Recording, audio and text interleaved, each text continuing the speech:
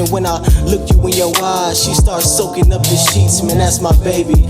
She get her own money, not the type to be lazy.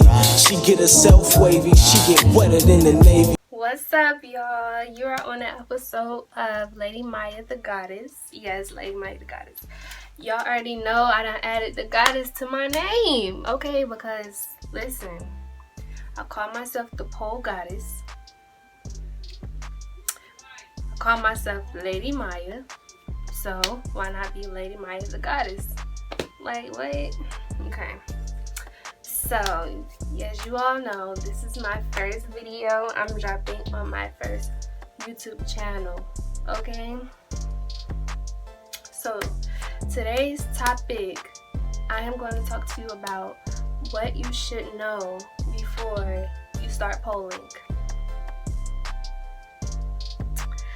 So, I always get questions like, Maya, I want to poll, well, not even questions, but just like DMs saying like how people, Maya, I want to poll, what type of poll should I get?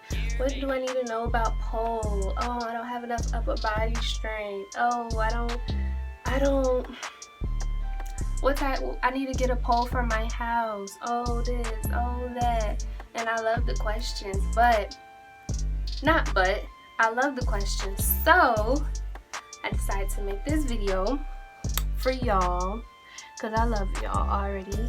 And this should address a lot of y'all's questions and wonders and interest. So I'm doing this for y'all, and hopefully y'all learn something from it. Y'all interact with me, comment stuff that I may have left out, or you come in, you can paint, or just let me know like how you feel about certain things, or if, like certain answers I gave you sparked other questions. Just leave them all in the comment box and I'll get back to you. So, 5 things you need to know before you start polling. Number 1, I got my little notebook that I write everything in to help me flow through these videos.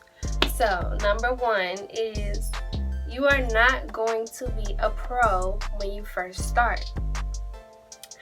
There is an assumption that I want to be the next Anakia Pose, the next Sammy Pacone, the next Nicole the Pole, the next Rihanna of Pole. When you first start, like on your first day, it's not going to happen, okay? Number 1, you can't expect to be the best of anything on your first day of anything. You can't expect to be the best. You have to learn, you have to experience, you have to make mistakes, you have to do all of these things before you become a pro, or even to be considered one of the best of anything. You know, not saying that on your first day you won't do good, but I'm just saying that a lot of girls, and when I used to teach, a lot of girls have come into my class and expected pole to be something they're automatically good at. And it's harder than it looks, honestly. It's harder than it looks, but if you listen and if you come into a pole class willing to learn from your instructor and willing to, you know, make mistakes, then you already have a pro mentality, because you know that you are going to keep striving to be good, and you're going to listen. Professionals listen. They're not know-it-alls. So, yeah, that's definitely number 1. Something you need to know is that you're not going to be a pro when you first have your first pole class. It's just not going to happen. So make sure you listen to your instructor. Make sure you listen to your body. Make sure you are attentive, open-minded, and that'll be a great start to your pole career or pole hobby. So, number 2, you do not need upper strength to start pole. Let me say it again. You do not need upper strength to start pole. You do not need upper strength to start pole. You do not need upper strength to start pole. Okay, I said it enough. I said it a million times. Every girl, not even every girl, yes, every girl has on Instagram have asked me, Maya, can I do pole? No, they don't even ask me. They tell me that they can't do it because they don't have any upper strength. You do not need upper strength, okay? Listen, when you start pole, you're building muscles that you don't use in a gym. You're building muscles you don't use on a regular daily basis. So, with that being said, by doing pole, you build strength for pole, okay? This is a sport that is not typical, and so you, like I said, you use muscles that you don't normally use, so you have to build the muscles for it. You build the muscles for pole by continually doing pole consistently, okay? So if you come to a pole class, of course it's going to be hard. Of course you're going to feel like, no, I'm not even going to say of course. You might feel like you're not strong enough for this. But then the next class, you'll be like, okay, it's a little easier. Then in the next class, you're going to be like, oh, okay. So the last 2 classes did help. I'm telling you, you do not need it. You come to build it. Okay? Number three, there are 2 types of poles that you are able to use when you're pole dancing. One is called a static pole. One is called an aerial pole or spinning pole. Most of the time I'm on an aerial pole. I used to use static poles in the beginning when I was trying to build strength. A static pole does not move or spin. It's just a dead pole.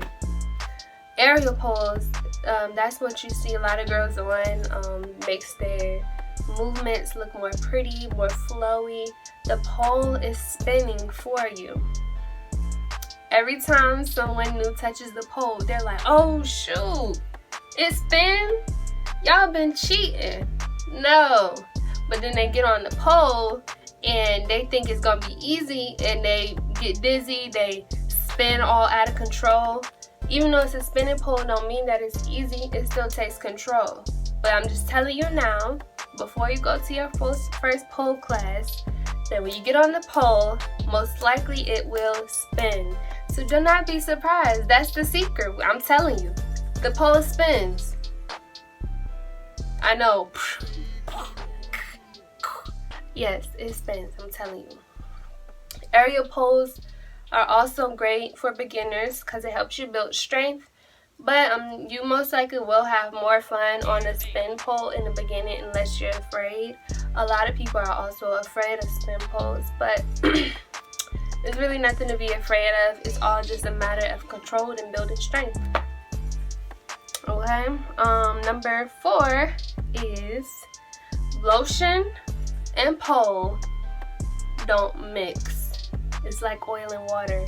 You cannot come to pole with a bunch of baby oil on, with a bunch of lotion because you don't want to be ashy, or oil because you want to be shiny on that pole. It's not going to work. Whoever your instructor is will most likely, either if you can't wash up wherever studio or house you're at, then you're going to have to be sent home or have to get some type of wipes or something. Because you cannot get on the pole moisturized. Like, you can't do it. I'm just telling you, like, I've had a lot of girls come, or I've been to classes when girls have had lotion on, and I might be sharing a pole with them, and I'll get on the pole and I'm like, Lord, why can't I get up the pole? It's slippery. You can, because the girl ahead of me had on lotion on. You can't do that. You really are not going to be able to do anything with lotion on the pole. You will slip, you will slide. The floor will be nasty and oily if it's on your feet. Just come dry. Like, and if you have more, some people have like that type of soap where you wash up and you don't have to put lotion on afterwards because it's like a in-shower moisturizer. Even those are terrible for when you're about to get on pole. Like, if you put that on right before you're about to go to pole. Things like coconut oil, shea butter. Like, shea butter is a little better as long as you don't OD on it. Like, if you put on shea butter the night before you pole, then you should be fine as long as you do a very, very light layer. Or like a really thin watery lotion, which a lot of, no offense, but a lot of black girls don't use thin lotions. We use something thick for our skin to make it smooth. So just try not to use any lotion, and if you can put on lotion, then kind of do like a little wash up so you can get most of the moisture out of it. So that's another thing a lot of people don't know starting out, but I'm telling you now, so when you go to your first pole class, you'll be prepared. Number 5, the most important. Out of all the things I've said, the most important is do not rush your growth, okay? You can start at the same time another girl starts, and she might progress further than you. It's totally okay. There's different body types. There's people build strength differently. People take in information differently. She might be a faster learner. You might be a faster learner. You might like to dance more. You might pay attention more. Do not compare yourselves to others when it comes to learning pole. This is not a sport where it is do this, then this, then this, then this, in this week, in this week. You're not gonna learn like that. You're not gonna learn like everybody else. So do not rush your growth. You can, not saying you can't find inspiration in other people or other polers, but you do not want to beat yourself up for not looking like somebody else who has started at the same time as you. Even I've had that issue. I've compared myself, or not even compared myself, but beat myself up because I felt like I should be better. I should be better than I was at that point. Being that like I've been doing this for almost 2 years now. It's certain moves that I still haven't got that some people get within the first 3 months of polling. But my body type is different. My work ethic might be different. That person may be in the studio every single day, whereas I'm in the studio once or twice a week. So, and it's all situational, and people have different circumstances. So do not rush yourself. Of course, set goals for yourself. Of course, work towards something, but do not beat yourself up about not being where you feel like you should be. If you feel like you should be at a certain spot and you're not, then talk with your instructor or talk to another poler to get advice on the things you could do to reach your goals. But don't beat yourself up. Do not do it. It's not even worth it. It's not worth the headache. It's not worth the frustration. Just keep working at it. Try not to give up. So, I really hope this video was helpful to anybody, whether girl, whether boy, big, small, tall, short, anything. I hope this video helps you come into a pole class feeling encouraged, feeling like you sort of know the gist of things. And I could give you more tips, so if you want a part 2, like this video and comment part 2. Okay, so let me know. and you know, give me feedback also, because that helps me as a YouTuber, helps me as a poller, helps me, period. So let me know. And I'm so glad that you watched this video. Like, y'all, you just don't know, it means a lot to me. And stay tuned for the next video. I'm gonna show you guys how I made this backdrop I got here, and Lord, that was a hassle. So thank you for watching, and this is Lady Maya the Goddess. Help me come up with some slogans, you know, some slogans, some jingles, some something, so that I can make these videos more entertaining, more informative, and everything for you. So this can be your favorite TV show, period. Okay? So I'll see y'all later.